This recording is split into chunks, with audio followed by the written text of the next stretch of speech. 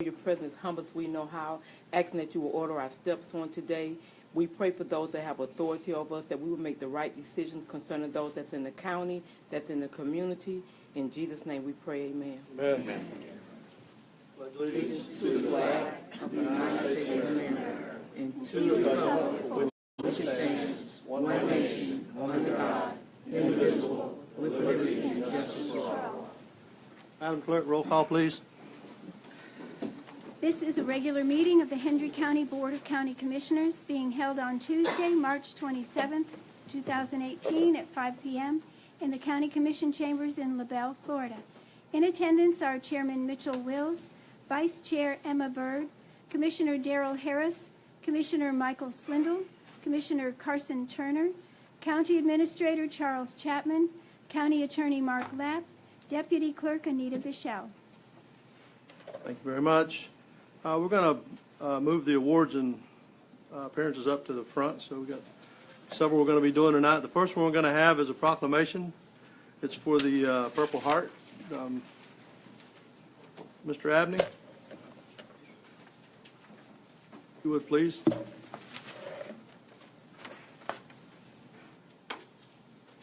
Good evening.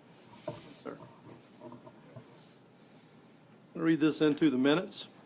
Thank you. This is a proclamation concerning the Purple Heart. It says, whereas the County of Hendry in the state of Florida has always supported its military veteran population, and whereas the Purple Heart is the oldest military decoration in present use, was initially created as a badge of military merit by General George Washington in 1782. And whereas the Purple Heart was the first American Service Award and decoration made available to the common soldier, specifically awarded to the members of the United States Armed Forces who have been wounded or paid the ultimate sacrifice in combat with a declared enemy of the United States of America. And whereas the mission of the military Order of the Purple Heart is to foster an environment of goodwill among combat wounded veterans, members, and their families, promote patriotism, support legislative initiatives, and most importantly, make sure we never forget. And whereas Hendry County rural and city areas has a largely highly decorated veteran population, including many Purple Heart recipients, and whereas Hendry County appreciates the sacrifice of Purple Heart recipients made in defending our freedoms, and believe that it is important that we acknowledge them for their courage and show them the honor and support they have earned. Now, therefore, the Board of County Commissioners of Hendry County of Florida do hereby proclaim Hendry County as a Purple Heart County and encourage the citizens of Hendry County to show their appreciation for the sacrifices that the Purple Heart recipients have made in defending our freedom, to acknowledge their courage, and to show the honor and support they have earned. Duly considered, adopted by the Hendry County Board of County Commissioners this day, the 27th. It's back in February. You got the date on here. We'll have to change that date. I see a February 2018, so we'll get that. We'll get that correct. We did change it. But it starts today, and this is something, Mr. Abney. Over the years of working with the county, I've had the pleasure to work with you, and you have done so much for our veterans. And I want to say tonight, thank you for getting this take place in Hendry County, and thank you for all you've done. There's been many veterans that I've taken to your office, and you have helped them through some grieving processes. So thank you, sir. Thank you, Commissioner. We do have one we'd like to present tonight. And this one is actually dated March. It's right. We're good. So my copy wasn't. We'd like to present this if we could. And you have some gentlemen with you tonight? Yes, I have the Commander, Jack Wagner, with his team from the Military Order of Purple Heart. Can't let them come up. Yeah, get them all up. Collier if we County? No, we're the commander of Lee County and Collier County, and now Hendry County. You guys are all under the umbrella, which we love that. And it's truly a pleasure to be here with you guys this evening. And working with David, he's been fantastic with us. He had contacted us, and we said we can make this happen. So with the help of all of you, we make it happen. And one of the things I always say about all veterans, not only Purple Heart veterans, one of the things is we always say is that not many times in life do you get to meet your heroes, but we all had the opportunity to serve with our heroes. So it's really fantastic, and David being one of them. So, David, thank you, sir. Thank you. And we'd like to,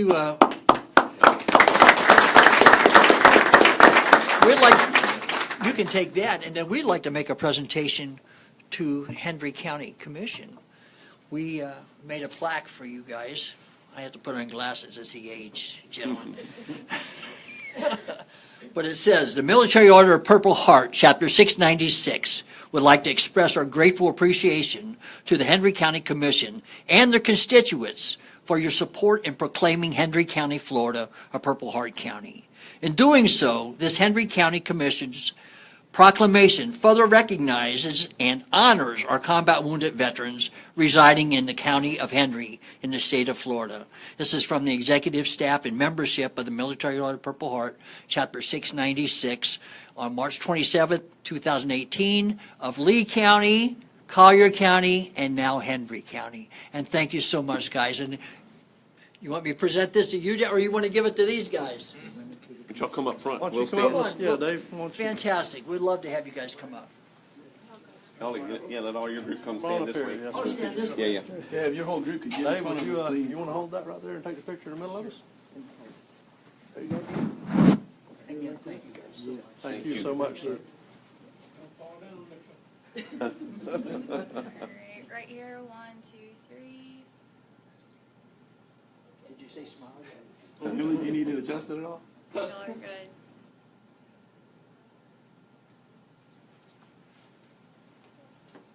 Okay.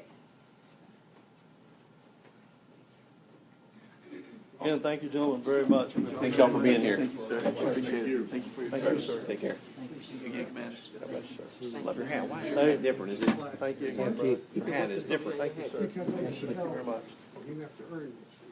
When the cavalry's gone, when did the cavalry end? Never ends? No, but I mean, they still have horses? Well, we had helicopter. Okay. Nice, nice. Yeah. Kept going back. Get an old and go back. With the proclamation. Thank you very much. Yeah, good grief. Oh, we can do it back there. We'll get out of your way. We can do No, that. sir, you're fine. You come right up, have her come right on up here. Yes, sir.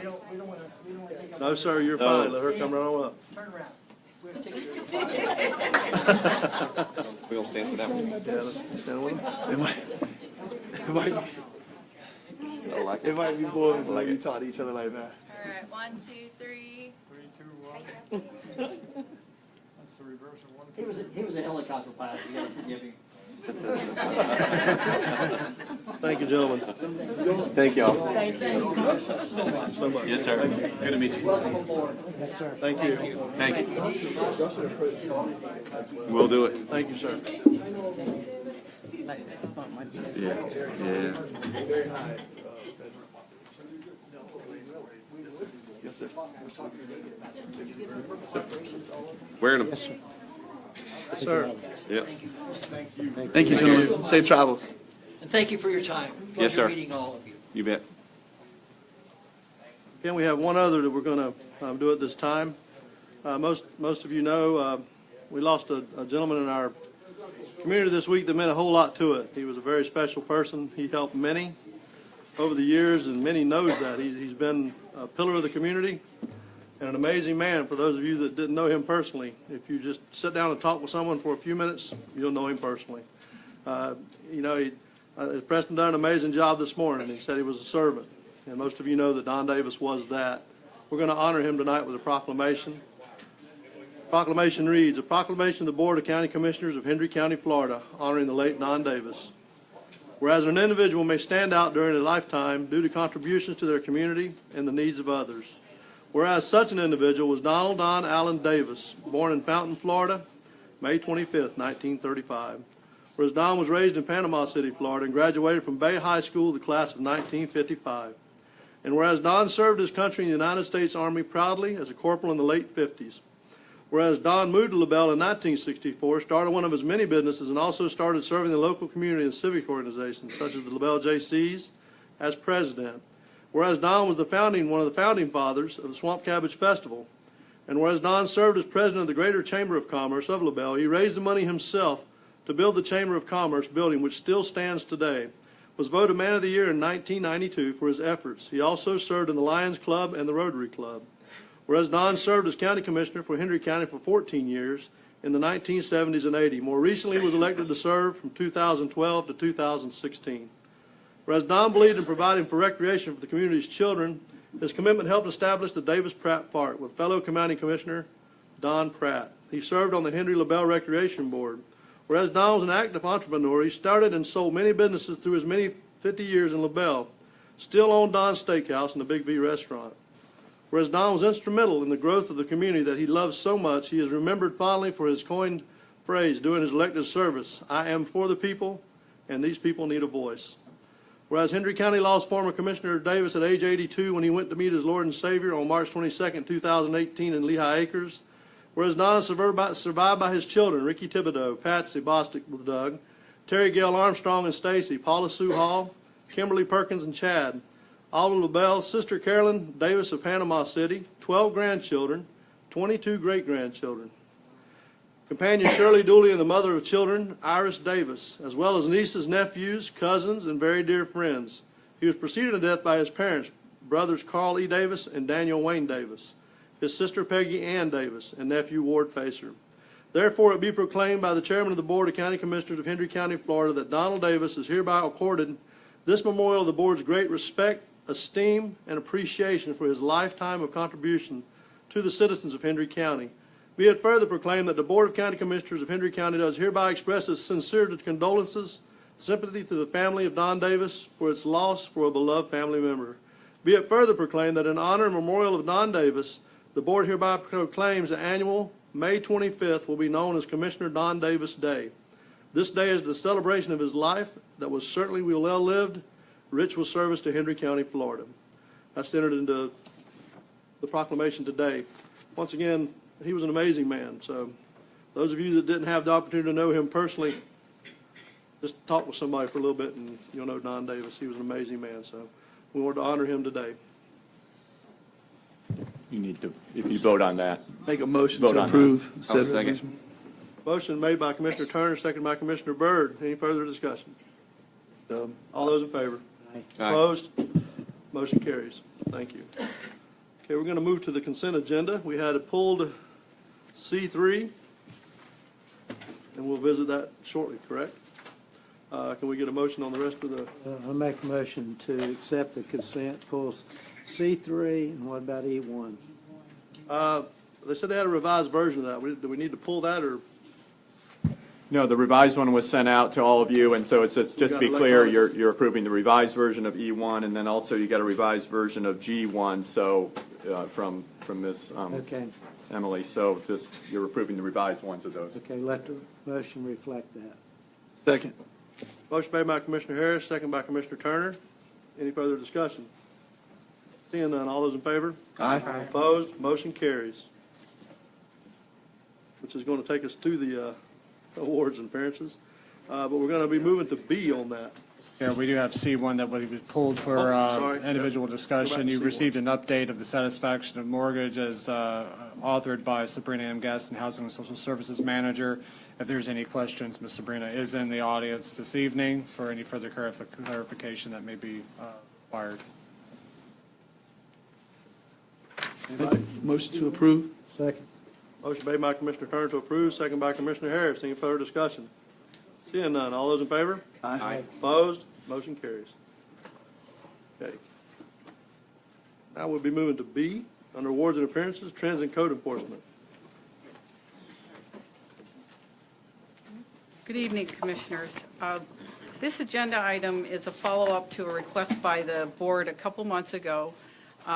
The board was looking to see visually maps of where the code cases, where the majority of the code cases are occurring, looking at the trends, and also to look at where the liens, what properties have the liens. And what we did was we just went back 6 years, which means that it didn't quite capture everything that would be on these lists, but it was a good snapshot of the trends of where both the code cases and the liens occur. Wanda Reyna from Code Enforcement is going to present the PowerPoint. I know that there's a lot of exhibits, maps in there. She's going to go through the summaries for you, and if you have questions on the maps, we'll answer them. But we didn't want you to think that we were going to go through every page and talk about them. And so I'm going to turn it over to Wanda. Thank you. Evening, Commissioners.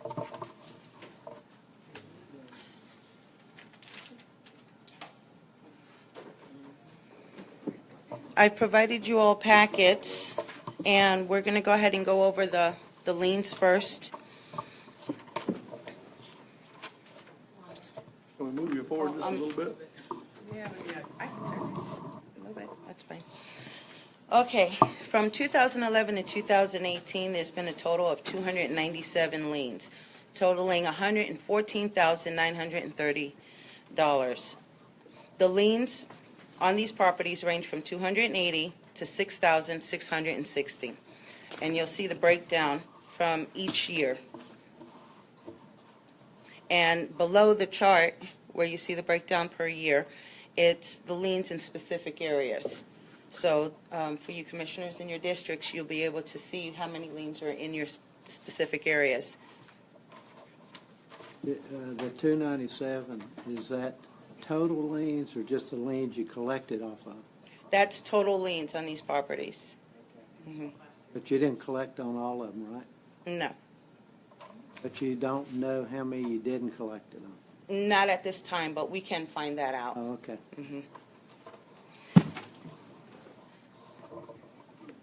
Out of the total of 297, 124 properties had liens. We color coordinated it. 72 in the green have one lien, those properties. 33 properties have 2 to 4 liens. 20 properties have 5 or more liens on them. And again, the chart shows in which areas specifically that they're in. Underneath, you will see the percentage in each area.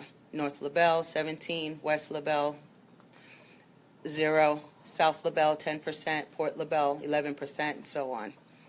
Out of the 20 properties with more than 5 liens, 5 are in North LaBelle, 1 in Pioneer, 2 in Clewiston, Hookers Point, and 12 in Harlem. Now, the next 13 pages on this lien portion of it, they're of the maps in each and every one's district, and the total of 100 county districts that code enforcement monitors and maintains.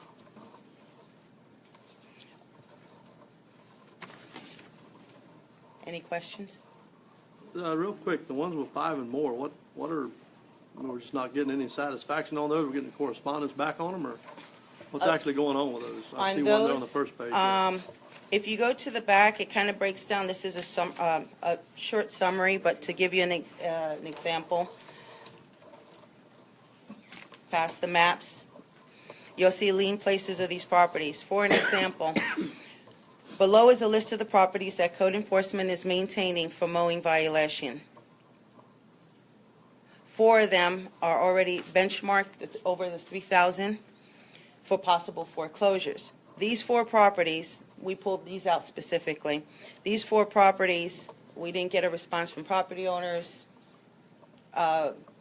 We continue to maintain the property. The county in 2015 had to deem them all unsafe structures, and the county in 2016 had them all demolished. And we're still maintaining these properties. We have to mow them. When they get overgrown, we have to still continue to monitor them. One, what the value of the property is. The tax roll, nobody will never get their money out of them. All right. Well, the total for each of these, where you see like for 1018, they have a lien of $6,025. It costs the county to demo, and that includes the title search, $5,650. The rest is just the constant mowing and maintaining of them. You have to mow it every month or 2. Yeah, during the wintertime, not so much, but in the summer and rainy season, it'll be more. It never gets mowed more than 6 weeks. I mean, it's, Earlier than that. yeah. I would say if it gets mowed 4 times a year, I would be stunned. And we're selling those lots for 6,000, 7,000? No, less. I don't think anything's hit the 6,000 mark. So you never get your money out of them.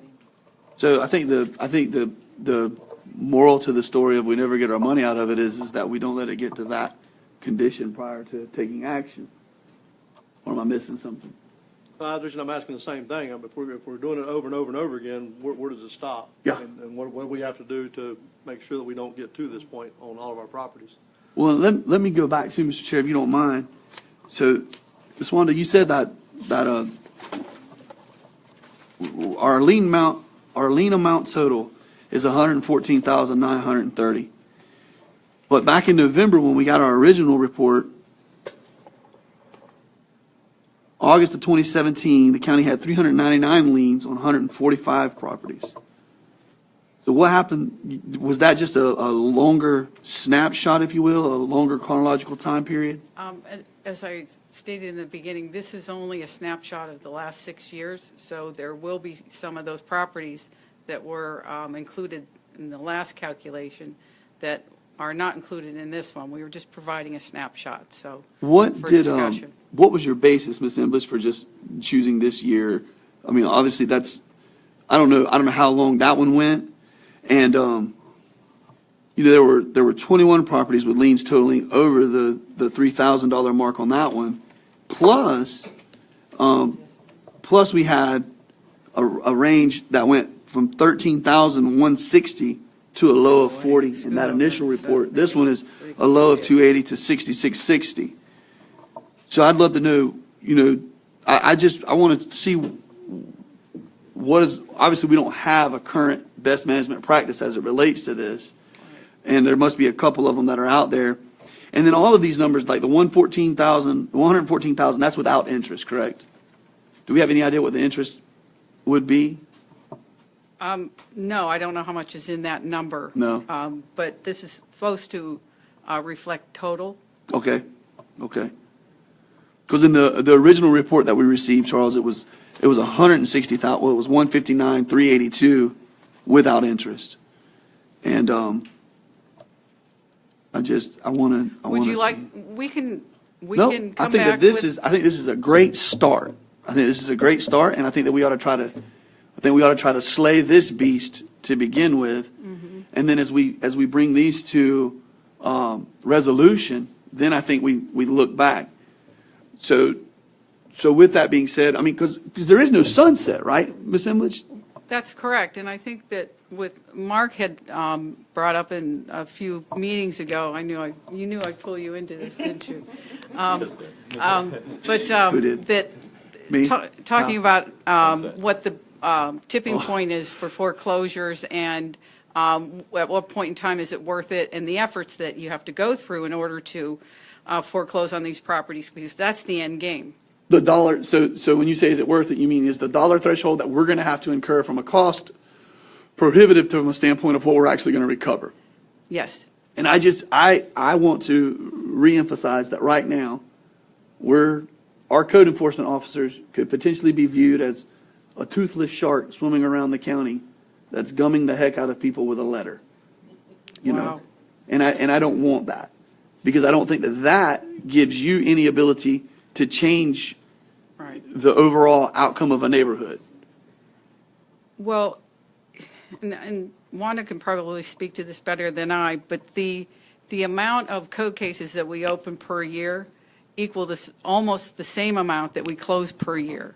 So we are making efforts. It's just there's a lot more out there, and it's just like yesterday, Commissioner Byrd, myself, and Wanda drove around in her district, and there were so many more that we issues that we saw that weren't on the list, but we have to be careful of how many cases the code enforcement officers take on at any given time. So what they've been trying to do is to close, I think it's the 10 cases before they open another. Can you expand on that? I'm sorry, just help me understand. Why is it you have to be careful on how many they take on at any one given time? Because, like, for example, when we go out, we sweep the whole area. We can get 50 cases, we can get 300 cases, but we have to follow a timeline in reference to, we send a notice, then 15 days we have to send a notice of investigation, then a notice of violation, then we have to post the property, then we issue a citation. All of this has to go behind follow-ups and trying to make communication with the property owners.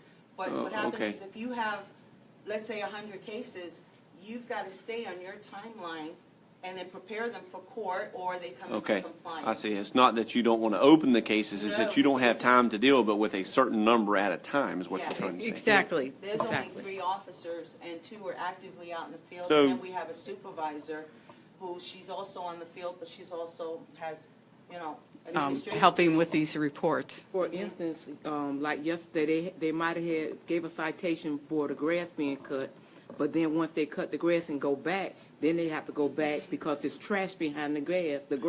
So then they have to redo what they already done. We do You know, try to so- be diligent. When we do get a complaint, for example, high grass or junk and debris, we look at the big picture. So we can get everything all at once and work with the property owner to have it come into compliance. But there are times, whether it's financial Sure. hardship, we have to work sometimes with the people, and they'll mow the grass, they get rid of the junk and debris, but they still have an inoperative vehicle that they can't get rid of yet. Okay. Well, and we've asked this question before, but that's the first time that really I've wrapped my mind around the fact, and maybe it's been said and I just didn't understand it, but manpower is an issue then. Absolutely. Okay. Say, Margaret, is Yes, all sir. this taxes paid on all these properties? I don't know the answer to that. We didn't look at that, but we'd be happy to see if we put Yeah. that information together. We can look at all the properties Because that are liened and see what the if they're not taxes are. keeping up with that, I don't know why they'd be paying So- their taxes. So I'm sorry, I just can't get it out of my mind now. So you are seeing cases, your code enforcement officers are seeing blatant, obvious cases that they're having to purposely drive by because they don't have time to do the paperwork. We try not to do that. What we do is the blatantly just out there staring you in the face, those are the ones that we initially do attack. Because we want to keep you have somebody with low grass and then you have this junkyard across the street. We'll send them a notice of investigation, but we are going to go after this person for everything that they're doing and trying to get the whole community on the same page. Okay. And let me further clarify. What they do is they still write down the address and the issue, but it gets put through a little bit, not quite as quick as it would if, just because they're trying to cycle them through. And I'm only talking a day or two. This is Sure. not like it sits, because otherwise you have to go back and check it again if Right. you do that. If within Right. the week, we don't get to open that case, then we have to go back out and verify that the violation still exists, and then we open up the case. You're just prioritizing, getting the worst ones first. Yeah, What Yes. you're doing. that's That what we're makes trying sense. to do. Well, let me ask a question to that, though, Mr. Chairman. We're saying that we're getting the worst ones first, but obviously we have, I don't know what the youngest property is here, but we have 124 properties that I would assume if they've been liened, they've probably been in the system, so to speak. But they wouldn't necessarily be closed, would they? They would still be an active, open code case? Well, once the county, for example, for these properties, once we go through the process and we have it mowed, and then we still send the property owner, whether they respond previously or not, we still check up on, make sure that the property hasn't changed hands, and that, once we do our process and it goes to the lien, we put a notation in our cases that the property is in compliance because we have mowed it, there's no violation. So we close the case, but then we have to keep opening a case every time for the same property because we need it for our invoices so we can pay our contractors. But isn't that just juicing the books to say that you're opening up a different code case, when really the reality is that you're dealing with the same patient that has the same clinical problem? You haven't fixed them. They're still type 2 delayed onset, Right. or terminally ill with cancer, or have HIV. And we're saying, well, we got you past the cold, and now we're going to treat the different symptom. And I think that, by the way, I'm not trying to be argumentative here. I'm just trying to drive at, 124 properties that have been liened. And I would venture to say that of these 124 properties, probably a majority of them are what we would consider our blights. So what I'm hearing you say is that if on one of the blights there is high grass this month, and said owner who lives in Miami or lives in Fort Lauderdale or lives in Hookers Point comes out and mows his lawn, and that was one of the issues that he had, then that becomes a compliant case at that point. Correct.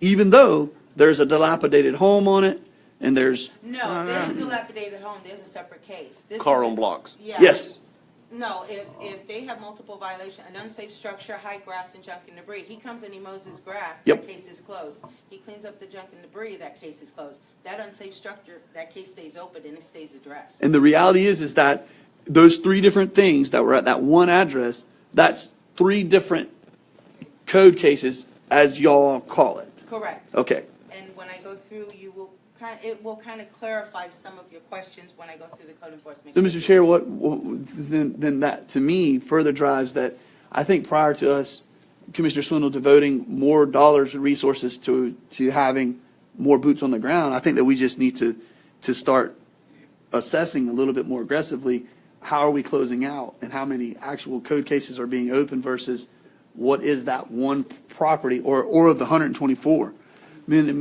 my 10 years of serving, or 9 years, I don't know what it is, since I've been elected in 2008, this is the first time I've seen this report that says we have 124 properties with liens, and it's the first time I've heard staff talking about the lien process publicly. It's always been like, that's a giant, well, we don't really want to go there. And I think that we've just said we're going to have a letter writing campaign and hope that they come into compliance. We have bad performers. We have bad actors that are not going to come into compliance unless we give them the tools to enforce them coming into compliance. So you cut the, And also, try to understand, if a property, we do have people that constantly, we go out, we have guys out there that just, they clean up, they comply after 3 or 4 months, they come into compliance. We have no choice, we have to close the case. But then 6 months later, we'll get that phone call and they're right back at it. Yeah. And it's a cycle. Yes, ma'am. It's a cycle. We have a lot of properties out there that they just they'll clean up, it looks beautiful, and we take before and after photos to verify, to make sure. See, this property didn't look like this a month ago, 2 months ago. 6 months later, he's back at it. Yep. Well, you And can't- then we have to start the process all over again. can you flag that it's 2 or 3, where it won't look like a new one? I'm sure, yeah, strike 1, strike 2, strike 3, or Something needs to something. happen after that. I don't know, period of that's time. got to be illegal. Yeah, that's Surely that something gets into that we legals have there. to- Then, Yeah. so like every 6 weeks, when they bush hog those lots over North LaBelle somewhere, you send an invoice. Then that case stays open all the time if you mow it year round? I don't know if we can do that procedure. I would have to speak to my supervisor, and we have to Oh, go through on how. I mean, I would think it should just. Or if it's quarterly, and it's only being mowed 4 times a year, is that four It should cases on one address? You know what I mean? Well, they're doing now, I think. Yes, sir, and I think it would. And then another thing too, Commissioners, I would say that, So we need to go to court more. I would even say, Okay. what'd you say, Mr. You need to go to court more? We need, If I I'm can sorry, chime go in, ahead. because there's 2 points that I really need to make, and thank you for recognizing that this is a new report, because this is a part of a management tool that we are putting into place this year with new staff, with the new approach, because this board was generous enough to be able to take on the topic of potentially taking some of these properties to the foreclosure process, because they are repeat offenders, and they do owe a lot of money.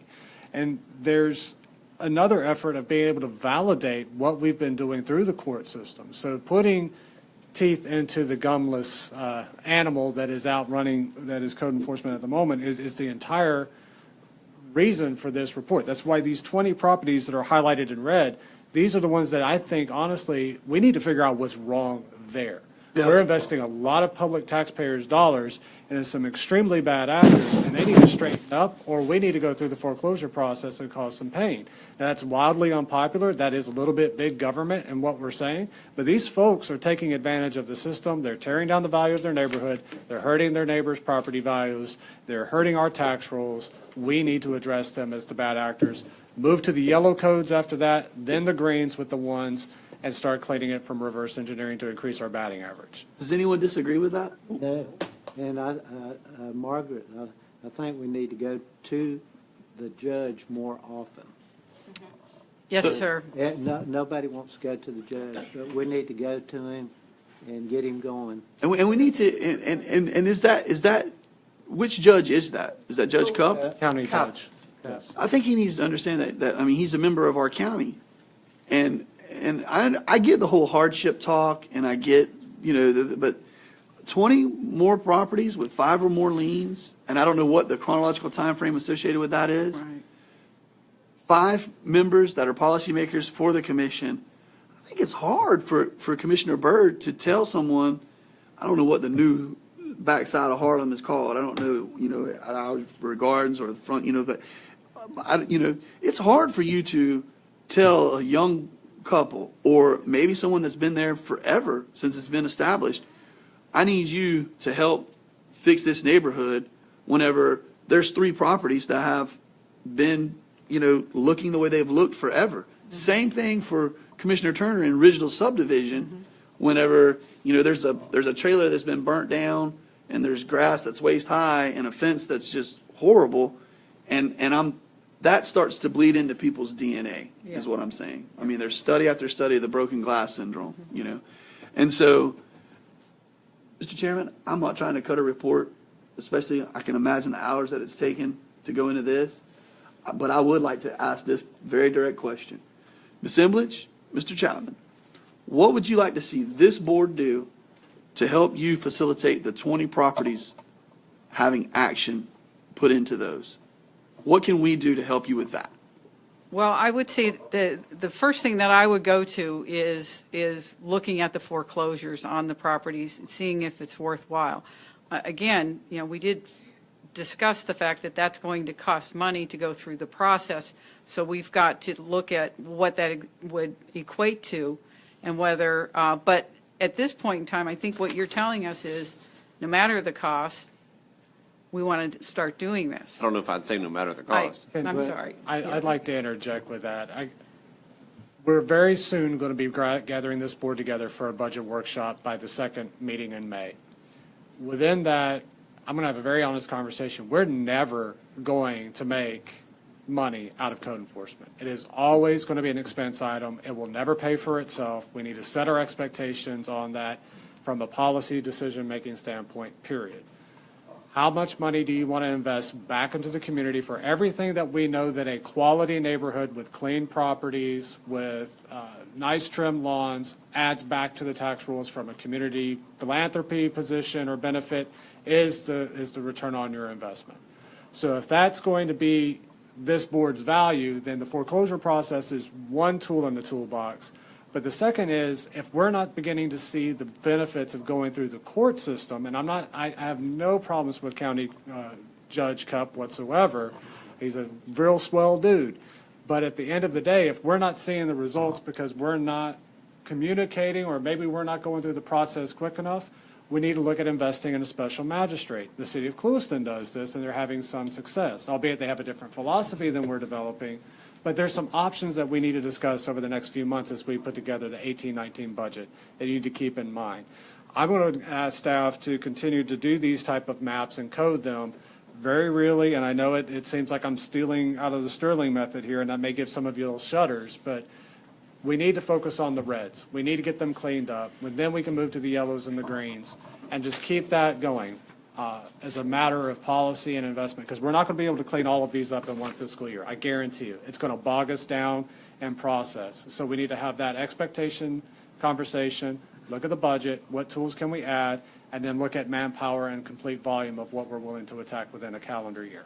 Can we look into the 20 and see? That's my first goal, sir. That's why it's in bright red. Let's look into it and take in each individual and see. My hope is either we have put enough teeth in it that we foreclosed on the properties and we have them under our secure property ownership, clean them up, and now we can use those to maybe further some of the goals that Ms. Gadsden is working on affordable housing options. That's exactly what I envision, is having a pot of dollars through this process that now Ms. Gadsden is able to put into her bailiwick, and we're able to change the dynamics in that conversation tremendously from an affordable housing standpoint or income-based housing or something that says you're going to have some skin in the game and we're going to help provide bricks and mortar so you can meet Maslow's hierarchy of need, number 2, I think it is. So. I think what it comes to really is we've said this conversation's been had numerous times, and what it really comes to is we need to give them authority, get authority to go along with it. Because like Mr. Turner said, right now it's who cares? You got a letter in the mail. Yeah. You just throw it back in the garbage and no one cares about it. So we've got to get to a place where we got to figure out how we can empower them to do what we're asking them to do. But really, we're asking them to do something right now that's almost impossible. So we got to figure out how to empower them to do this.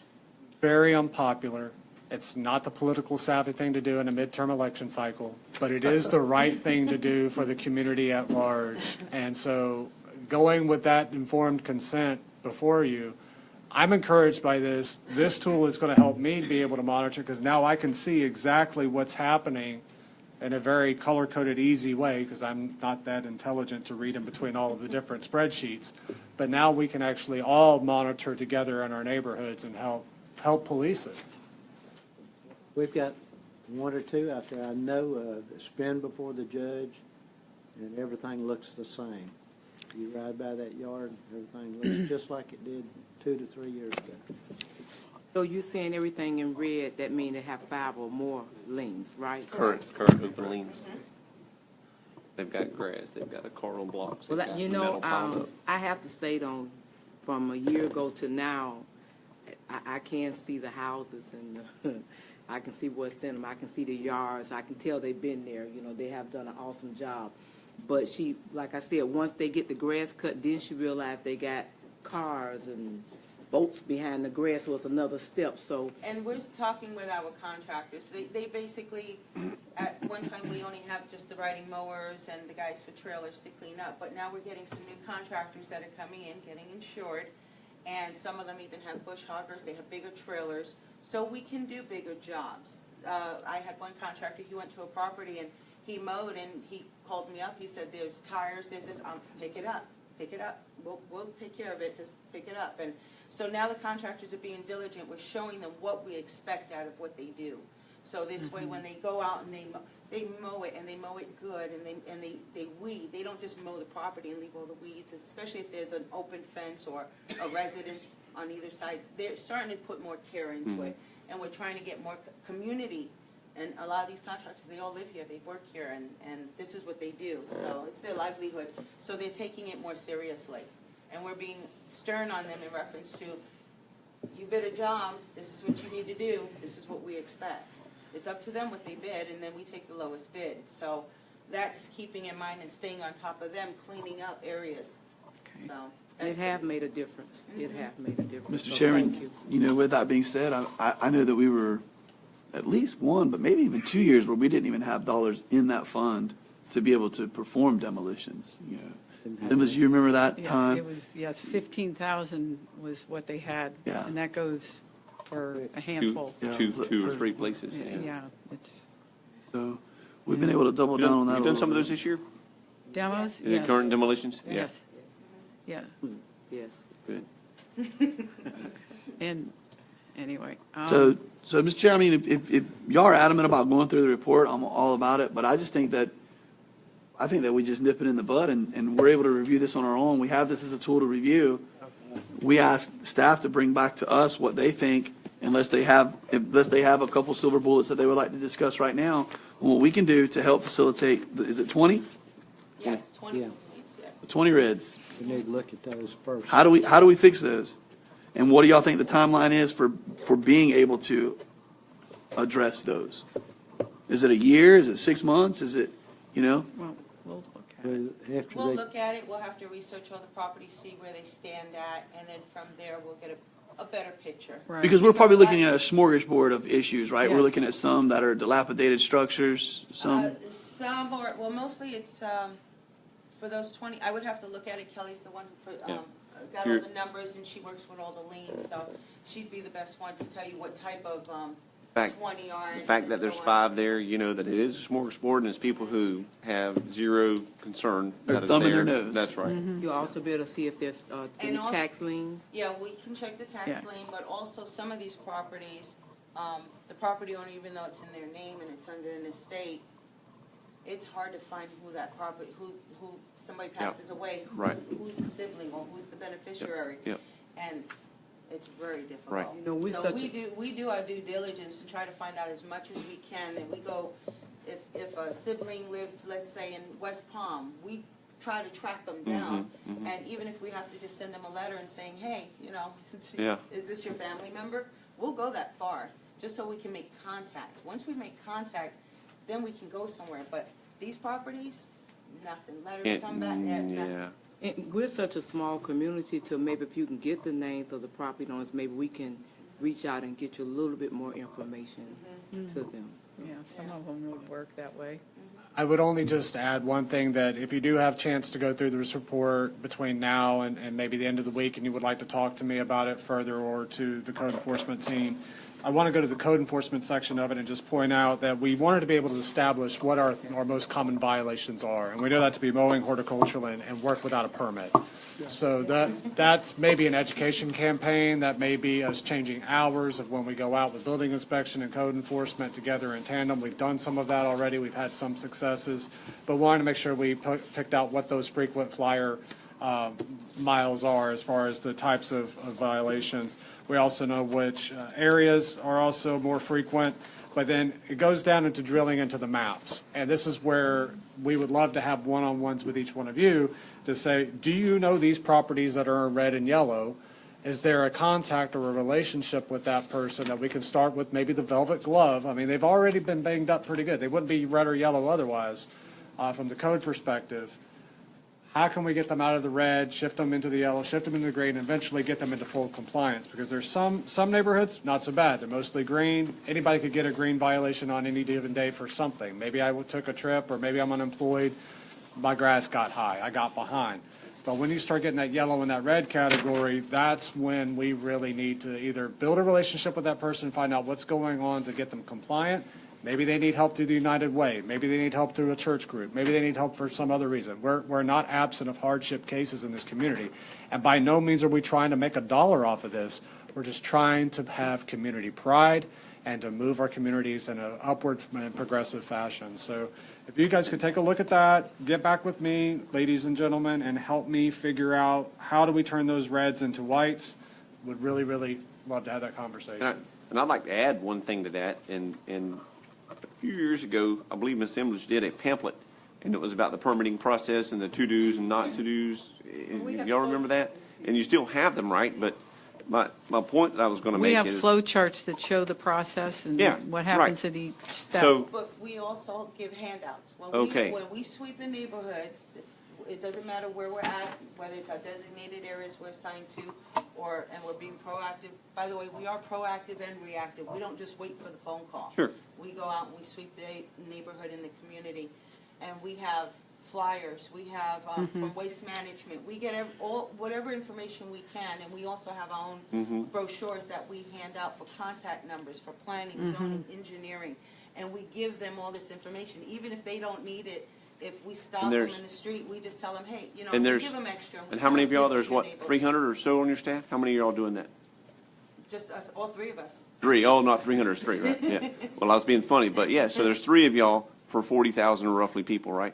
Correct. And so the number one reported, the number one case by type is no permits. We have a phenomenal, effort and movement towards social media and the way that people pick up.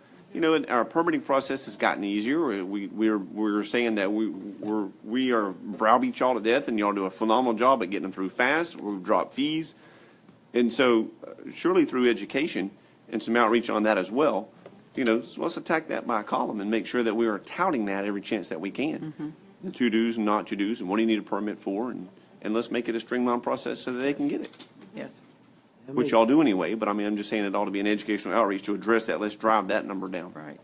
How many code does the city have? Code officers? City of Cluster? I don't know a number. I know at least. They have one. I know at least one. I don't know if they have a second one or not. They got one in LaBelle. Yeah. Are y'all still doing weekends? Yes. Okay. Every weekend.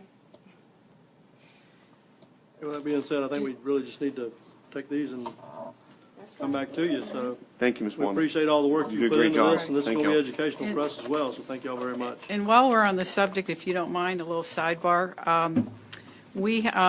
Miss Felicia is resigning from the county and actually taking a job with Moorhaven. And we already have a replacement, David Rodriguez, who will be starting on the 9th. And we're really looking forward to his qualifications coming to what he's going to bring to the table for the team as well. And anyway, but Miss Felicia had been with us for almost 13 years, and we're going to be sad to see her leave, but she's going to be at Moore Haven, which is closer to her home. Please tell her we appreciate her services. Thank you. Thank you all very much. Move down into the public hearings. These being meetings of the public, you will have an opportunity to speak. I have one card. If anyone else would like to address the board tonight, if you would, there's cards in the back. Grab one and fill it out. But we're going to move into amendment to the Hendry County Code of Ordinance, noise control. Oh. You, Miss Emily, didn't get much of a break there, did you? Can you turn the light on? Yes. Okay. This one? Yep. Sorry. Now I can really see y'all. Yes. Well, thank you, Commissioners.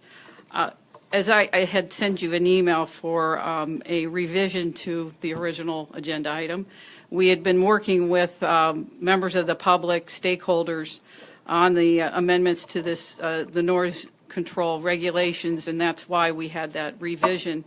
But what we're proposing today is revisions that would basically exempt the activities that are within both the Everglades Airport and the LaBelle Airport, as well as stating that the railroad operations and such would be exempt. That's something, some of this is given, but it's better to have it on paper for the Sheriff's Department to be able to enforce this. And then the other item was specifically for exempting sugarcane activities, because that's such a mainstay with our community, with our economy. And if you have any questions, I'm available. This, again, it's a public hearing, and the recommendation is to approve the ordinance. I move option 1. Second. Motion made to approve by Commissioner Swindle, seconded by Commissioner Byrd. This being a meeting of the public, is there anyone in the public who would like to address this? Is there any discussion among the board? So the recommendation is to completely exempt airport activities from having any noise control whatsoever. Yes, sir. That would be what this would exempt them. You're talking about for airport operations, though, isn't that correct? Like, This is, not just noise in it's general, the but air- industrial and aeronautical activities Right. that are located within the properties of the airports. For the gate times. 7 to 10. That's a complete exemption. It's a complete, right? Yes, sir. And you have the contours of where those areas are around the airports. Yes, that's, No, that's a contour no, study. no. That just shows where the decibel That- level is going Right. to be or outreach. But you have that, right, exactly, that it shows where that noise level would be, and you may want to follow up on the discussion that coincides with the hearings you've been having versus how that Okay. all ties together. Yes.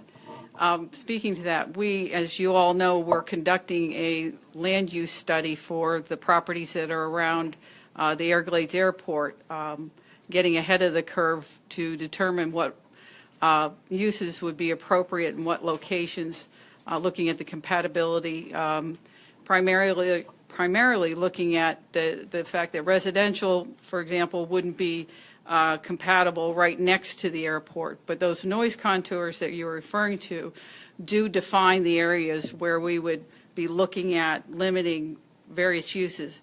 Those contours specifically are from FAA, and FAA has specific restrictions.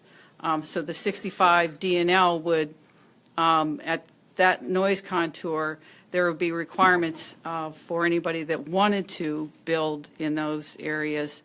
But at the end of the day, we will be bringing to the board 2 alternatives, land use alternatives in the area around the airport.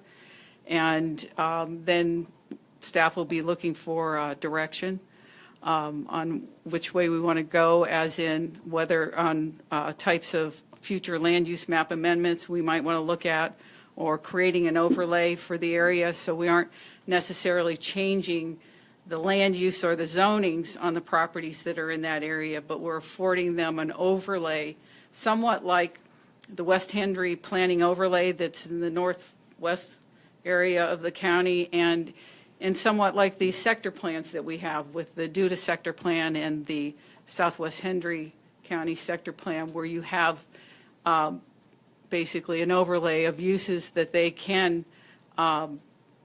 pursue, but they still have to come into us for a zoning process that would, for us to be able to review and ensure that there's appropriate land uses, appropriate infrastructure for those land uses, and so that would be, at the end of the day, that's what we would be looking for recommendations.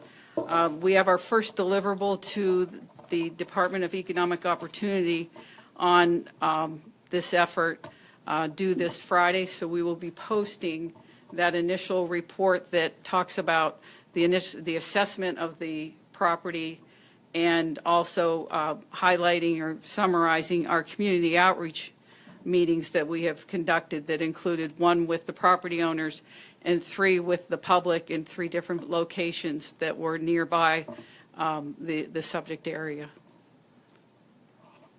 So But in the meeting that I attended, it spoke specifically to there's noise control, there's buffering, there's things that are in place. And what this is telling me is that we're going to now reverse that? Not at all, sir. What we're saying is that the noise control regulations that we're exempting the airport from would allow them to have to develop uses that would have noises that would still have to meet the noise control contours. So they wouldn't, well, what? I understand the word exemption to mean that if Berkshire Hathaway buys the property tomorrow and SpaceX wants to come out there and land rockets, we don't have any control over their ability to make noise. Am I mistaken in that? Can I clarify something? We got the noise ordinance and we've got the airport zoning ordinance. Those are 2 separate and distinct things. We're talking about the noise ordinance tonight. We're not talking about the airport zoning ordinance. And an airport zoning ordinance is focused on what's off the airport. Okay. And it restricts land activities there that would either interfere with airport operations or that would be annoyed themselves by airport operations. You know, like a residential use right next to an airport is not desirable for that home. So instead of getting a bunch of angry people building houses and then they say, well, it's too loud, I can't live, we prevent them from living there in the first place through, or require additional construction measures to soundproof it.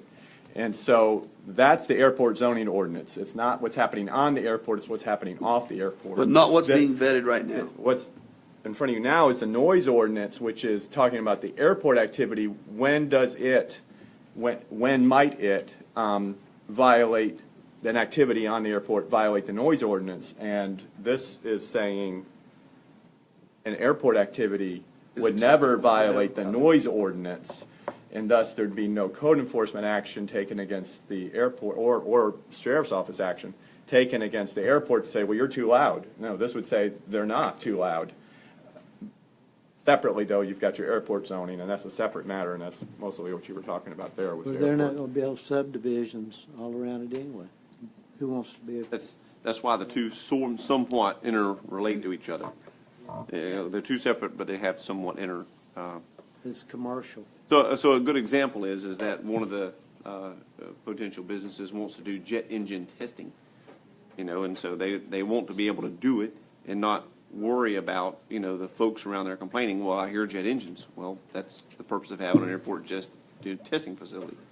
Yeah, but to that point, there's nominal cost that can be associated with buffering the outfall of that noise that would prevent it from affecting property owners that are adjacent to the facility.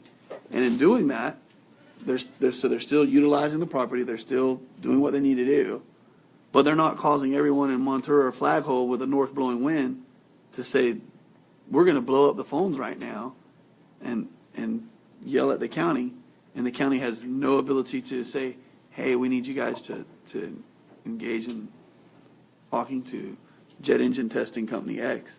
This doesn't have buffering required. Our noise I ordinance understand is that. not about buffering. And neither is our airport zoning ordinance. It's about buffering the receiving property. It's not about buffering the noise-making property.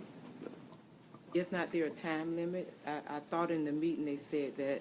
Oh, this we've been can only told, take place at, like on here, have from 7 to 10 p.m. Otherwise, the operation would only be during that time? Is that what that means? In this instance, what we're proposing is that the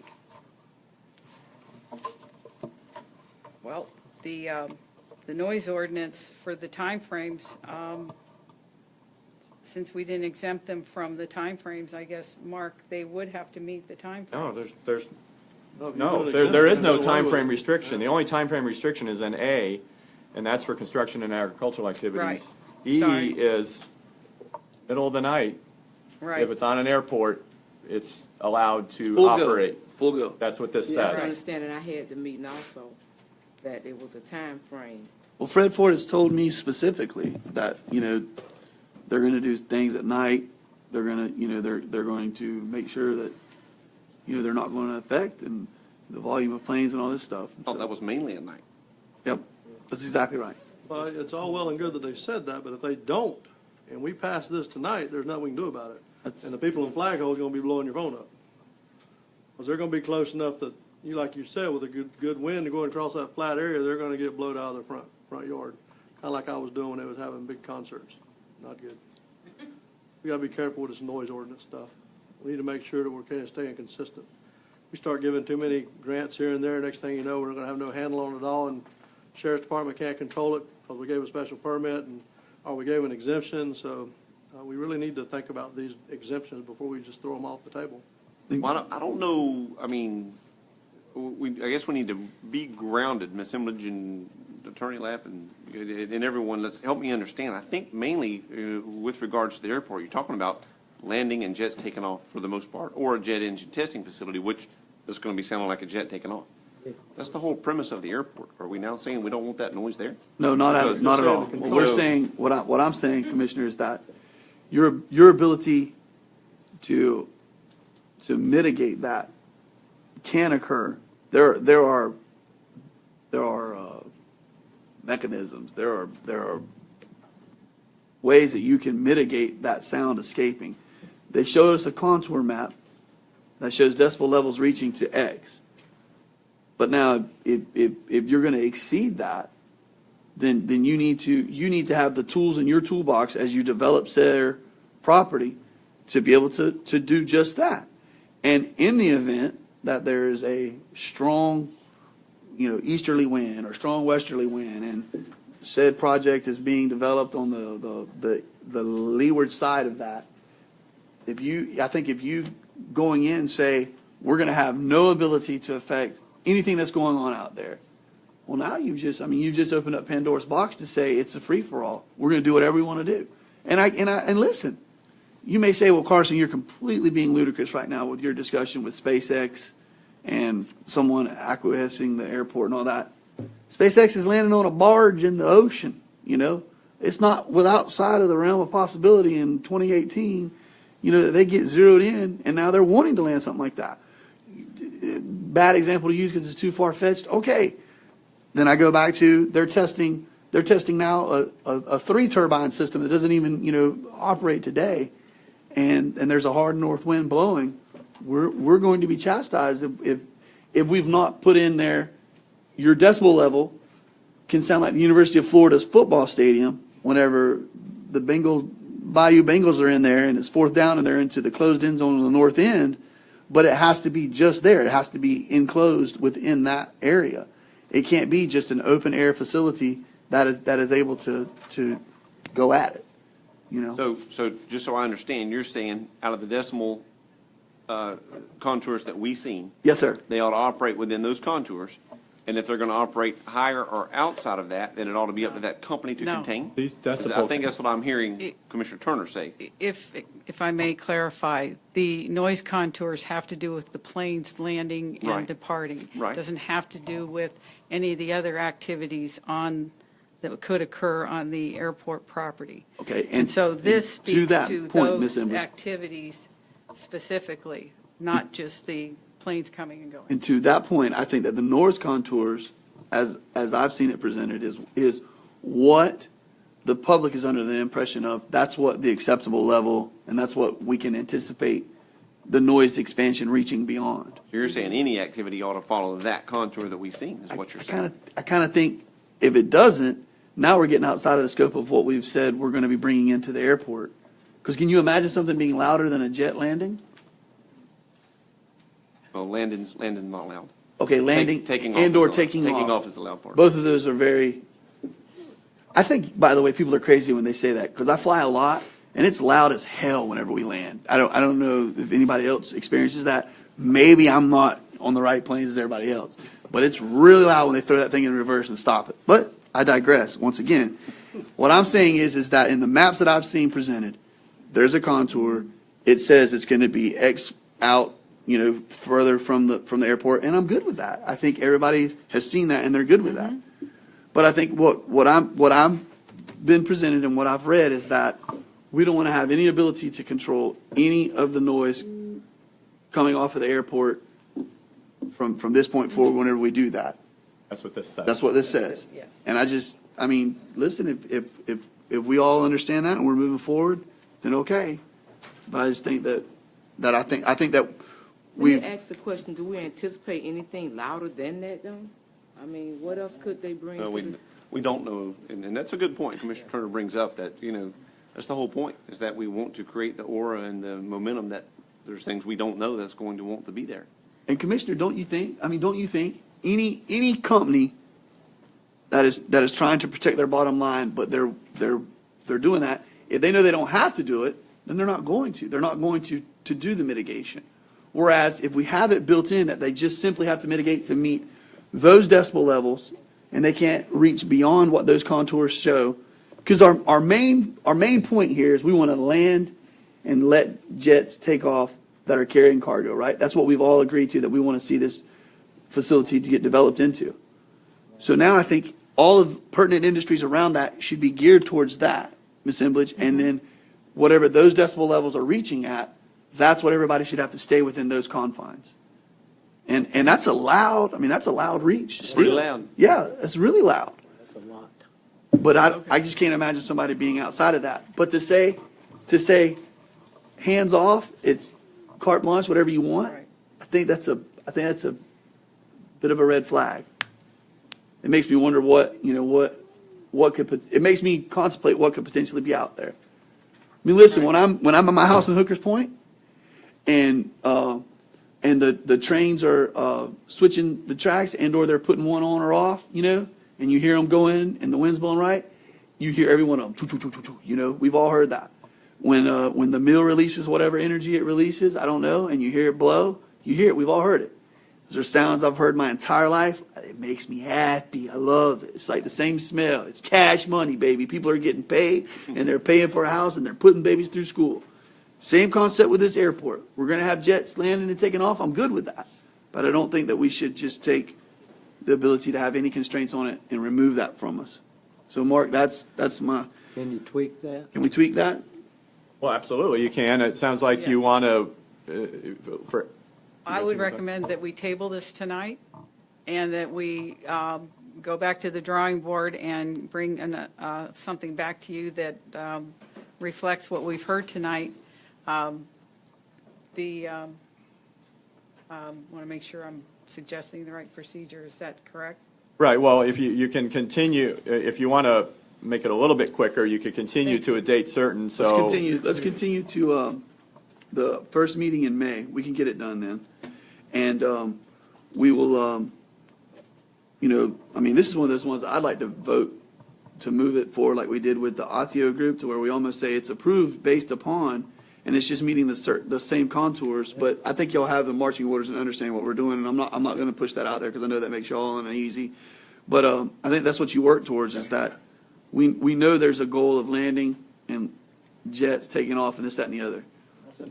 What's that, from moving that past, what else do we anticipate, and how does that flow off of the airport from a sound standpoint?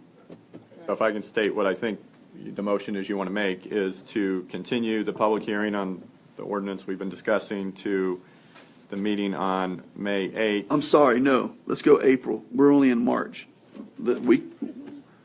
April, you want to go April 10th or April 24th? How time sensitive is this for the They're the ones that have to do the group? work, so April we 10th. can do it. It's up to them. How sensitive is this to the whole overall process? Charles, do you have a feeling? If I go off the conversations that I'm having with AIA, is that they do have some interested parties that are waiting for this ordinance to be finalized. What kind of time do you think you need? Is 2 weeks enough? Is it? Well, I think we need to go out to the second meeting in April to give us enough time, because we're relying on information from other experts for determining some different language that would be appropriate, and so it's not something that we can do overnight. Okay. So just for the record, the motion would be to continue the public hearing on this ordinance to Tuesday, April 24th, 5 p.m., Commission Chambers in LaBelle. Do you need a motion for that, or? Commissioner So Turner, moved. that one need a second. I'll second. Motion made by Commissioner Turner, second by Commissioner Swindle. Once again, this is a meeting of the public. Would anyone like to address this? Seeing none, any further discussion on the board? All those in favor? Aye. Opposed? Motion carries. It's also above hearing of the public about the amendments to the county code ordinances relating to code enforcement. Right, that's my item, Mr. Chairman. We made some changes to do some overall cleanup and streamlining. We touched 3 separate sections of the code, the mowing section, which you approved amendments to that some time ago, but this was just to clear up that for fenced properties, we don't go on and mow those. We have to go through the court citation process for that, so that's the first change. The second change is for the general code enforcement cases. You can see there's a lot of striking. We had a lot of extra letters built into the process for whatever reason that are not required by the statute, so we're stripping out a lot of that. And then the last area is with respect to the unsafe buildings section of the code. As you can see, there's a lot of changes. One change was to add a step in the code. We only had one notice letter that was going out to people before their property or the building got demolished. But staff were doing 2 letters, so and we think 2 is appropriate before that severe step is taken. So it's now going to provide for the 2 notice letters. You can see other changes that are happening there. I don't know if you need me to go through each of them. No, sir. I'll make a motion to approve option number 1. Second. Motion made by Commissioner Turner, second by Commissioner Byrd. Any further discussion? A public hearing. I was getting there. Okay. They love to Little tell you too that, quick there, Commissioner. Speedy. This is a meeting of the public. Is there anyone in the public would like to address this? Seeing none. Any further discussion on the board? Seeing none, all those in favor? Aye. Opposed? Motion carries. Okay, correspondence, we had under action, we had a request to use the Harlem Civic Center for brown sugar. We need a motion on that, Mr. Lapp. Right, yeah, you're waiving some Second. fees. Yeah. Motion made by Commissioner Harris, second by Commissioner Turner. Any further discussion? Do they, I don't have a problem with them using the facility. They clean up, they do their own cleanups and all that, so we don't have to go, okay. All right. All those in favor? Aye. Opposed? Motion carries. Under FYI, we had Mr. Parker had several things. He reached out to everyone today on number A there. Everybody good on that? That's our FY, yeah. We had the activity reports from planning and development. We saw those. We got a letter from Riverbend Motor Coach. Thank you letter from them. Anybody have any questions or comments on any of this? Staff reports. In Mr. Parker's absence, just basically introducing this item with the El Rio Grande subdivision where the county would take conveyance of the roadways. I know there's. So, Mr. Chairman? Yes, sir. So it's our goal to take control of the Rio Grande subdivision. Yeah, what it was, Carson, he put down 20,000 8 or 10 years ago, so he's just now met all the requirements, and he subtracted from the 20 that Shane requested for either signs or something that come to 19,629. why does the county do this? This here's the first one I remember. No, we've accepted the roads on a number of. We did another one on another subdivision north of the river last year, 2 years ago. This one's been going on 8 to 10 years. He's in compliance now, so he just wants his money back. Well, I guess my question is, why do we want to take on somebody owns a piece of dirt. They develop that dirt into site-built homes, trailers, whatever it may be. And then they pour a road, and people move into that. And then after they sell all of those lots and or rent them or whatever they do, then they deed that road over to the county for the county to acquire and maintain. Why do we do that? I guess the thought process is now you're collecting a greater tax base from those lots, so we ought to take care of the road and easement. I'm not defending, I'm just saying I guess that's the thought process. And what you're making them do it the first time, and then we got it from then on. Well, we're making them install it. Yeah, they're putting it, if they didn't, then we'd have to do it, or it'd be like Phillips Road out there or something. It'd be a dirt road, or the people that live there Would have to pay. could right? build Like a road. an HOA. Yeah, an HOA. And then if you go right around, they're not gonna do that. Another option, just, you can make them do an HOA, but you do have maintenance issues with HOAs going bust or defunct, and then nobody's maintaining. But that's a legal mechanism to make them do an HOA, and then say, that's on you if it goes bad. The other option is to create an MSBU and specially assess all the landowners within the area, and then we do maintain it, like Sky Valley's an example of that. Our crews do the work, but we specially assess everybody in there for it. And then this is the third option, and this is old, this is '05, but, the third option where we just take it on after we're reasonably assured that it's functioning well and is keeping up reasonably well, but then we're going to have that obligation on a going forward basis, and it's going to be gas tax that's paying for it. But to me, that's like a double whammy loser to me, because you have I mean, I understand there was an original investment, but let me ask you this: were there single family homes that were developed here? No, these are double wide mobiles.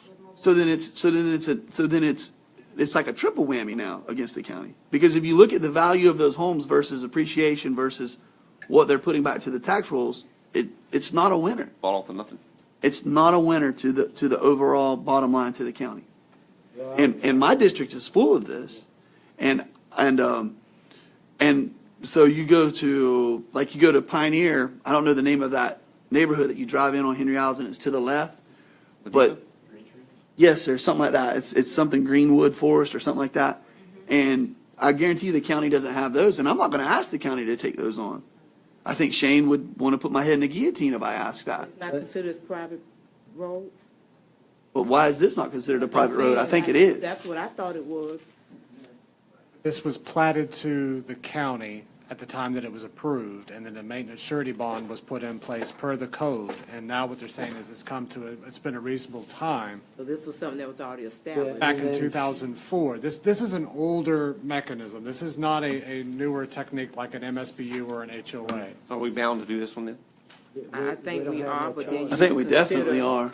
But you But just need I to think you need to consider have going forward. an open mind and a serious policy conversation in the very near future about looking at any amendments, because you get into a debate where you see, okay, so we furthered HOA private roadways. Okay, that's great. It's on the back of the private developer, on those private residences, et cetera. But now you have quality assurance issues from taxpayers that are not going to be calling you up and say, hey, I didn't realize I'm in an HOA, or I didn't realize my HOA fees were supposed to be involved with that. Now, why isn't the county taking care of this? I pay Well, taxes. they do that already. Understood, but that's got to be a policy decision of the board that you're going to make that decision, that this is Yeah. your modus operandi moving forward. Yeah. This Well, then is, in essence, you run into the situation where it's a lime rock road and it gets impassable for emergency vehicles, and we have to go in and do it anyhow.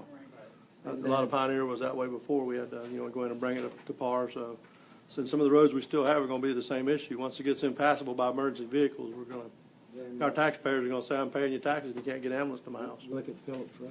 Well, Phillips Road and Wheeler Road, I'm getting beat up on those two now. We're going to be talking about those in the near future. So Same thing, though. It's just situations where, you know, if they want it, and Phillips Road is already under MSBU, they're paying the money to have it maintained. You know, then it drops back to the question, is it being maintained, you know, adequately? So, I don't want to get into the philosophical debate about the gas taxes being unsustainable over time with the equipment, the automobiles having better gas mileage. But it's et cetera. sprinting that way, But it is not sprinting that jogging. way. And I don't see toll roads happening in Hendry County anytime soon.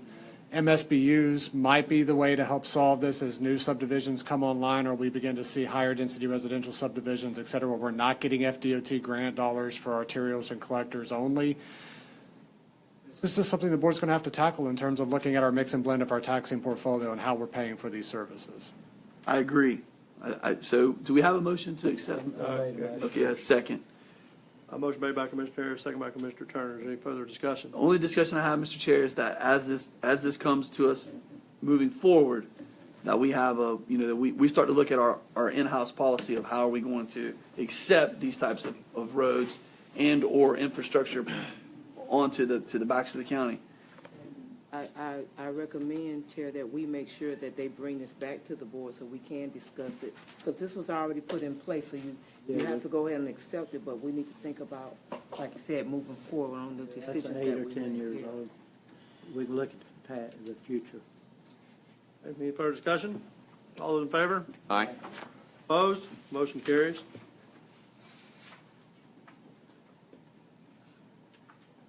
Want to tackle the aluminum pipe? Are we good? Do we need a motion for that? Yes.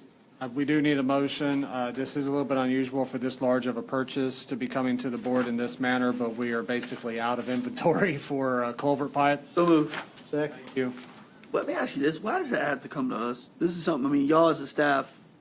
Normally with this dollar amount that we're looking at, it would have to go through the competitive bid procurement process per the purchasing ordinance the board approved, I think it was this past summer. But if it's within the realm of possibilities for the board to look at this, it's just the cost of doing business and that we need to look at a streamlined measure, we'd be happy to bring that back to you. I don't like us getting in the way of y'all being able to conduct stuff like this. This is a definition of a day-to-day operation. Whatever y'all have budgeted. We're going to have to come back and do a budget amendment. I get that. But I think this is one of those ones where you almost ask for forgiveness because we're potentially stopping you all from doing what needs to happen. And to be completely honest with the board, we did fall just a little bit behind the curve. I hate using hurricanes as excuses. It's been several months removed since then, but we did get behind the curve on our inventory order. That's the reason. That's why we're in the situation we're in. But he did make phone calls to make sure that he got the right price. I could have got it cheaper. So we had a motion by Commissioner Harris, second by Commissioner Turner. Any further discussion? All those in favor? Aye. Opposed? Motion carries. Mr. Lapp. Yes, Mr. Chairman, members of the board, on Skydive Air Adventures, you approved the new lease back in January, and then we had the skydiving operations agreement that was still outstanding. That hadn't been approved yet. The documents got some further review by AIA's attorney. They asked for some revisions to both documents. We've made those changes. We're good now. You want option number one? Yeah, I'm good. AIA's good, but they just got sent to Skydive Air Adventures last Tuesday, and I just checked in with them today, and they got an attorney who's reviewing, and they say, I was told by Ms. Hornsby, she expects comments from him, so maybe revisions. So what I was going to say is, if you can approve it as written, of course, Skydive, if they sign it as written, then we're all good. If they ask for changes, they'll come back to you. Second. Motion made by Commissioner Turner, second by Commissioner Harris. Any further discussion on this? Seeing none, all those in favor? Aye. Opposed? Motion carries. And then the ratification of the latest extensions, we do have a 20, we're up to, what, we did one last Friday. Forgot what number we're up to, but we got that approved. 29. So moved. Second. Motion by Commissioner Turner, second by Commissioner Harris. Any further discussion? Seeing none, all those in favor? Aye. Opposed? Motion carries. We have a card from Ms. Monroe, Marsha Monroe. How are you, ma'am? I'm well. Good evening, Commissioners. Good evening. I'm from Central Florida Behavioral Health Network. We're a funder of behavioral health services, and I just wanted to confirm with you that we have contracted with Centers for Progressive Excellence, and also known as CPE, for behavioral health services here in Hendry County. So citizens in Henry County that are uninsured have the availability for behavioral health services. I've heard some rumors going around that people have called saying that only if you have insurance or Medicaid can you receive services, and that's not true. So again, I just wanted to keep you updated because we've gone from a transition from Crossroads over to CPE. It began in March and will continue. So we look forward to coming back here in April and May to continue to give you updates about the services that are being provided for the uninsured. Thank you, Ms. Monroe. Does anyone have any questions or comments? No, ma'am. Thank you. Appreciate Thank the you. update. Thank you very much. Very much, man. All right, we kept you all night just for that. If I'd have known, I'd have tried to squeeze you in sooner. All right, do we have anyone in the public, anyone else? No cards? Business by districts. Mr. Swindle. No, all good. Just wanted to also just give a personal condolence to Mr. Davis's family. We all know he's a great man. Serving on the commission with him was very educational, very colorful at times.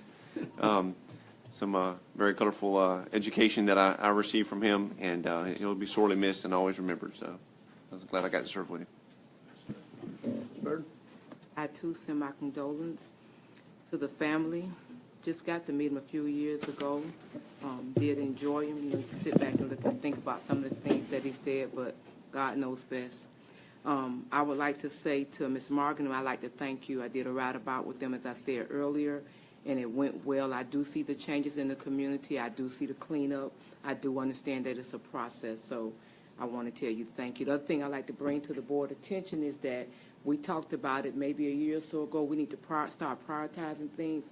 I understand that the hurricane did do some things and caused us to do a setback, but we need to start prioritizing, stop putting bandages that we would call or patching some things, even with the roads. I did talk to Charles about the road. I do know there's some things in place for paving, but I would like to see a list of how they're going to do it and when they're going to do it so we can see the changes coming about. So we just need to prioritize some things, and we spend more money by patching. If you go get a tire and it's flat, you get a used tire that's going to wear the other one. That's the same thing with a roof. So we need to start prioritizing what we need to do. Other than that, all is well. Okay. Commissioner Harrison? Yeah, anyway, when Commissioner Davis moved to LaBelle is when I met him. And it was quite an experience. I played softball with him. Our biggest event was a mud wrestling contest, and he never did get over that. And one thing he did tell me, I had him down in the mud, sellout crowd, and this is what he said: "If you don't let my ass up here, I'm gonna shoot you." I let him up. Y'all know what he meant. I let him up. And Phil Pelletier's retiring at the end of the month. And he called me today or yesterday. Anyway, the MSBU for churches and schools for mosquitoes and other stuff, fire and stuff, he informed me that he did not have the time to go through with that this year on the MSBU's, so that's going to be another year off. And we also have a fairly new board, so I don't know if we need to address that later on or what. Shane and I will be speaking with Charles, and we're going to get together and talk about our strategy on that. Okay, because if you don't have 2 or 3 months, you can't do anything with all the letters and stuff that goes out. So, and did we still do project graduation? We cut that out. Was she shaking her head? I thought we did that. We've been doing it every year. For both schools, correct? Yes. Yeah, that's right. We do get a letter from them saying thanks. So you just need a letter from the We schools? got a letter from LaBelle, and I asked Keith to reach out to Clovis to get us a letter from them. I think it's the only thing that we kept through the downturn. Yeah, that's the only one we kept. We did that and something for veterans too. In fact, in my tenure with the board, this has been at the administrative level, so whenever the request comes in, because it's in the budget process, that it gets reviewed at the staff level and then approved. Was it 500 or 1,000? $1,000. And then I think I spoke to Jennifer about this. Can we still look into North LaBelle? You know, we have the land and the culvert in for a fire truck. Can we start working back up on that? That's a part of the local mitigation strategy priorities that we're working through with the FEMA response recovery team. So it's on the list. There's a meeting later, I think it's either this week or the beginning of next week, to finalize that list, and then we begin to fill out grant application. Yes, sir. It's a process to go with the disaster recovery funds that are being released. Because I think the chief said when they receive the new truck, he would release another truck if we need it to North LaBelle with a volunteer fire department. It's in process. And then we have the MSBU we could work out of too.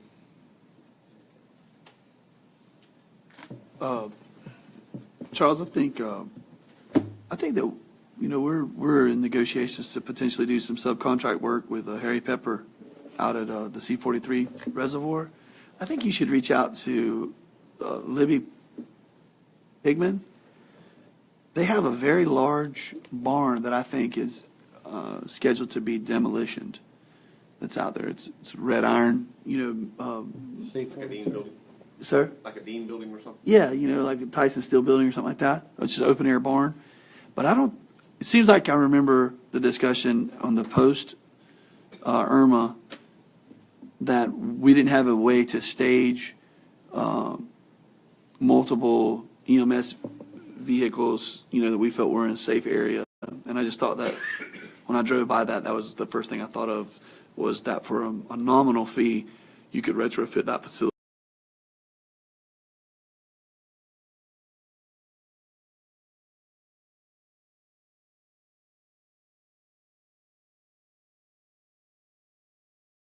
A ton of stories about the character that Don Davis was, but we all loved him, and we're going to miss him dearly. I hope this doesn't come off as coarse, but if I could sign a contract right now that guaranteed me to 82, I'd ink it down. And when they say he lived 82 years, my man lived 82 years. Had a great time, and he was one of those.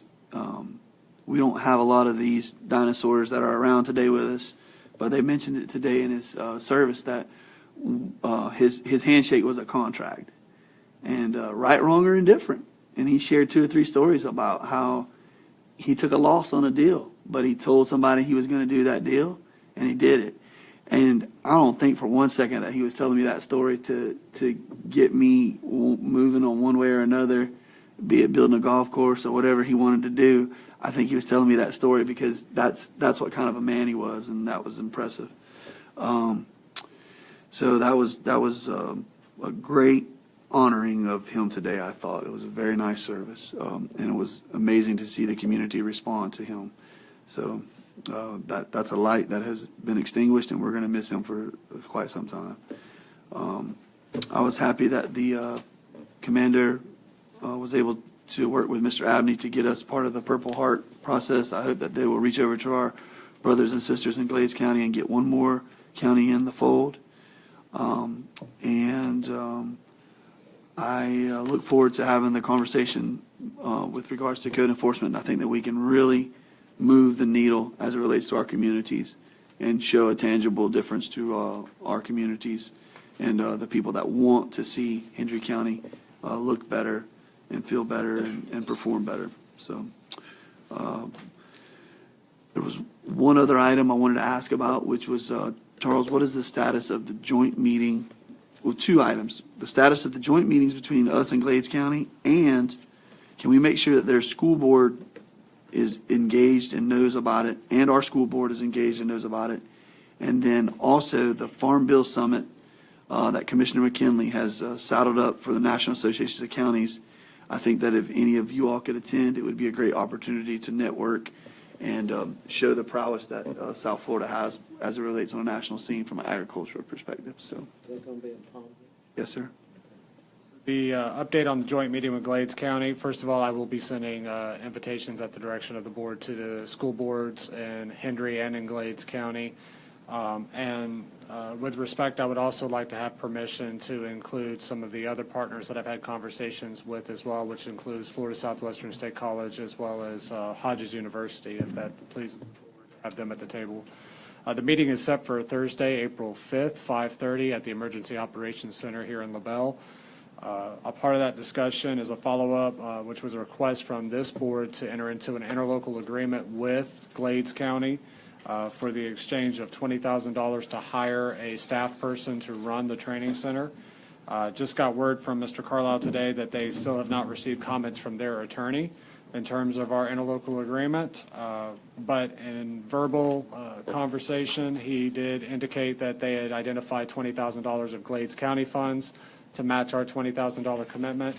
As well, in that verbal conversation was an indication that the Southwest Florida Workforce Development Board has also identified $20,000, bringing our verbally committed funds to $60,000 for a position at the training center. Now, this board did have conversation at prior meetings that it would be advantageous to look at considering an administrative assistant full-time at that facility with a part-time director. But there's also been a pitch from Glades County that they would like a full-time director and no administrative assistant.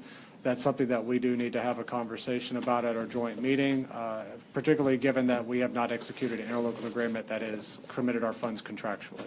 But that's more than 1 year, right? It would be for whatever term this board is willing to accept.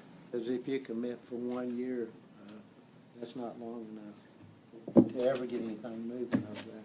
This is a start, though. But if we could get commitments from the workforce and all the rest of them. Can I provide a quick update? Would y'all like to hear a quick update for that? Yeah. I had a quick meeting, well, it wasn't quick. I had a long meeting yesterday with Scott Bass, Superintendent, Chairman of the Board of Education for Glades County, and Paul Carlisle. And we discussed a couple of options. One being the frameworks for starting workforce development programs as a function of the Glades County School Board and running it through the training center using the dollars that is being committed and helping facilitate that through the professional status that I do on my day-to-day job. And they I don't believe at this point in time are ready to do so. They are looking for a more sustainable footprint there, and they have concerns about the sustainability of that structure. The sustainability of you helping facilitate? No, of any said program having resiliency. Okay. A year-to-year resiliency. Does that make sense?